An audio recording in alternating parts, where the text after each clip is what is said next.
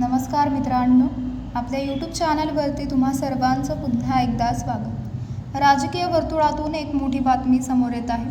ती म्हणजे विधानसभा निवडणुकीनंतर महाविकास आघाडीला धक्क्यावर धक्के बसत आहे. शिवसेना ठाकरे गट आणि राष्ट्रवादी काँग्रेस, राष्ट्रवादी शरद पवार गटातील अनेक दिग्गज नेत्यांनी महायुतीमध्ये प्रवेश केला आहे. राष्ट्रवादी शरद पवार गटातील काही नेत्यांनी राष्ट्रवादी अजित पवार गटात प्रवेश केला, तर काही जणांनी भाजपमध्ये प्रवेश केला आहे. विधानसभा निवडणुकीमध्ये महायुतीला मोठे यश मिळालं होतं. त्यानंतर झालेल्या स्थानिक स्वराज्य संस्थांच्या निवडणुकीमध्ये देखील महायुतीचा झणझणीत विजय झाला. त्यानंतर आता पुन्हा एकदा राष्ट्रवादी शरद पवार गटाला आणखी मोठा धक्का बसण्याची शक्यता आहे.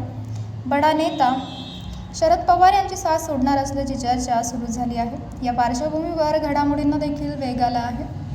येत्या 23 एप्रिल रोजी राज्यातील 2 विधानसभा मतदारसंघात पोटनिवडणुकीसाठी मतदान होणार आहे. यामध्ये बारामती आणि राहुरी विधानसभा मतदारसंघाचा समावेश आहे. भाजप आमदार शिवाजी कर्डिले यांच्या निधनामुळे राहुरी विधानसभा मतदारसंघ रिक्त झाला आहे. या मतदारसंघात महायुतीकडून अक्षय कर्डिले यांना उमेदवारी देण्यात आली आहे. दरम्यान या मतदारसंघात राष्ट्रवादी शरद पवार गटाचे नेते प्राजक्त तनपुरे यांनी देखील आपला उमेदवारी अर्ज दाखल केला होता. मात्र त्यांनी या निवडणुकीमधून माघार घेतली आहे. तेव्हापासून प्राजक्त तनपुरे हे भाजपमध्ये प्रवेश करणार असल्याच्या चर्चा सुरू झाल्या आहेत. दरम्यान या पार्श्वभूमीवर आता घडामोडींना देखील वेग आला आहे. विधान परिषदेचे सभापती राम शिंदे यांनी आज प्राजक्त तनपुरे यांची भेट घेतली आहे. राम शिंदे आणि प्राजक्त तनपुरे यांच्यामध्ये जवळपास 1 तास चर्चा झाली. नेमकी कोणती विषयावर झाली याबाबत अद्याप माहिती समोर आलेली नाही आहे. दरम्यान या चर्चेनंतर राम शिंदे यांनी मोठं विधान केलं आहे.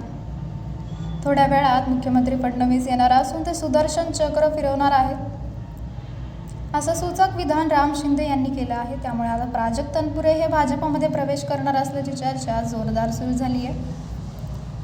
तर मित्रांनो, आपल्याला काय वाटते? आपली प्रतिक्रिया आम्हाला कमेंट बॉक्सच्या माध्यमातून नक्कीच कळवा.